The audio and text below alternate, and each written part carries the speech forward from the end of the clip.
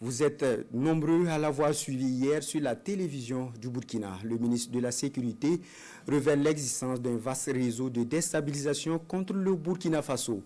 Pire encore, les chefs d'orchestre sont des Burkinabés qui jadis ont occupé des postes de haute responsabilité au plan national. Une partie de leur complot est déjà mise en échec et d'autres mesures sont en cours pour les mettre hors d'état de nuire. Retour sur leur mode opératoire dans la déclaration du ministre Sana avec Karim Bichenga. L'on se souvient du samedi 24 août 2024. Un samedi noir dont le souvenir reste vivace dans la mémoire des Burkinabés. Des civils sont lâchement assassinés à Barsalgo, alors qu'ils se consacraient à une activité d'intérêt commun. Barsalgo, à la vérité, c'est le premier acte d'une conspiration contre le Burkina Faso. Un réseau mis en place avec des acteurs à l'intérieur comme à l'extérieur du pays, mais c'est sans compter avec le renseignement burkinabé. Les faits, les voici. Des individus résidant en République de la Côte d'Ivoire se sont activés dans une entreprise de subversion contre notre pays. Ces acteurs du chaos, appuyés par certains services de renseignement de puissance occidentale, sont constitués aussi bien de civils de divers profils que des militaires et anciens militaires ayant quitté le territoire national pour participer à des opérations de propagande et de déstabilisation. Grâce au suivi permanent de leurs activités, nous avons pu déjouer plusieurs tentatives de déstabilisation aussi pernicieuses qu'incessantes. Face à ces échecs répétés, ces individus sans foi ni loi ont opté pour un énième plan. Ce énième plan consistait d'une part à signer un contrat avec des groupes terroristes baptisés les centraux et d'autre part à leur donner des formations spécifiques dans la zone du centre-est pour la prise d'objectifs qui ont été consignés dans leur contrat.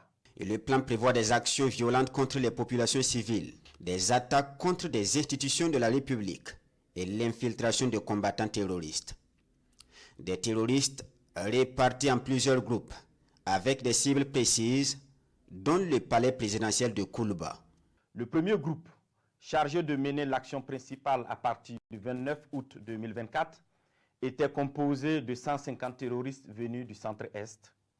Ils devraient se diriger vers la zone de Sapui, puis remonter sur Ouagadougou en vue de prendre le palais présidentiel à Koulouba. Le deuxième groupe devrait attaquer la base de drones militaires pour empêcher toute riposte de nos forces. Le troisième groupe, venu du territoire ivoirien, avait pour objectif de mener des attaques dans la zone de Mangodara pour disperser nos forces combattantes. Ils n'auront pas le temps de dérouler leur plan de déstabilisation contre le Burkina Faso. Le 29 août, les forces armées nigériennes mettent la main sur Ousmane Abdoulaye et Amadou Idrissa, deux chefs terroristes. Le renseignement établit le lien entre ces derniers et le commandant Ahmed Kinda. Cet ancien chef de corps des forces spéciales se révèle être le chef des opérations. Les premières investigations ont révélé que ce complot était orchestré par des ressortissants burkinabés résidant à l'étranger, dont, je cite, M. Aziz Diallo, ancien maire et député de Dori, travaillant actuellement en Centrafrique au compte d'un organisme international. 2. M. Ousmane Moumouni Raouni Diallo, oncle de M. Aziz Diallo, ancien combattant de l'EIGS, ancien coordinateur des négociations avec le groupe terroriste sous l'ancien président Damiba. 3. M. Aziz Dabo, ex-agent de l'Agence nationale de renseignement ANR, en fuite, connu sous le nom de code Lionel.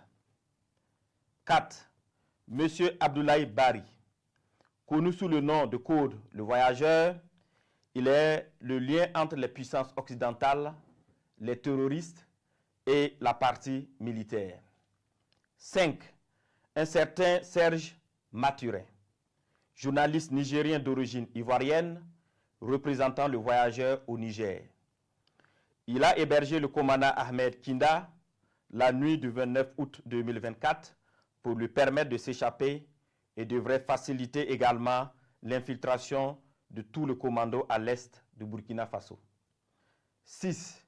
M. Djibril Yipene Bassolé, ancien ministre des Affaires étrangères du Burkina Faso. 7. M. Newton Ahmed Bari, ancien président de la CENI. 8. M.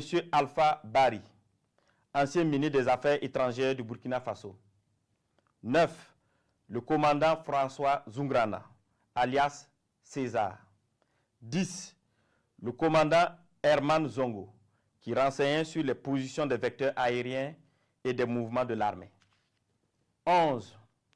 Le commandant Joanny Kompori, ancien directeur général de la SONABI, qui recherchait des drones kamikazes. 12. Le colonel Zala, travaillant dans le système des Nations Unies en Centrafrique. 13.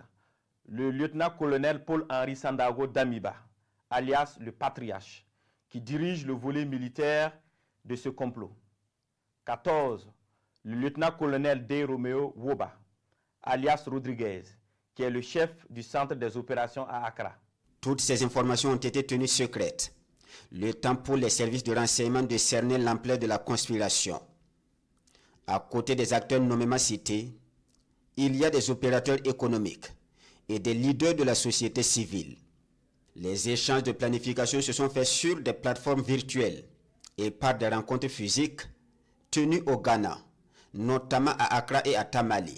Le ministre de la Sécurité précise, les conspirateurs ont un autre plan à peaufiner le 27 septembre au Nigeria. En réponse à cet entêtement, le gouvernement prend plusieurs mesures parmi lesquelles le maintien de l'opération spéciale destinée à neutraliser tout acteur du chaos et la rétrocession des dossiers judiciarisés au service de renseignement pour une reprise des auditions. Nous lançons un appel ferme aux proches des personnes concernées. À l'endroit des familles et proches de ces terroristes, il leur est conseillé de les dénoncer, de les dissuader de poursuivre dans cette voie destructrice et de se départir formellement de toute action subversive. La récréation est terminée. Je répète, la récréation est terminée.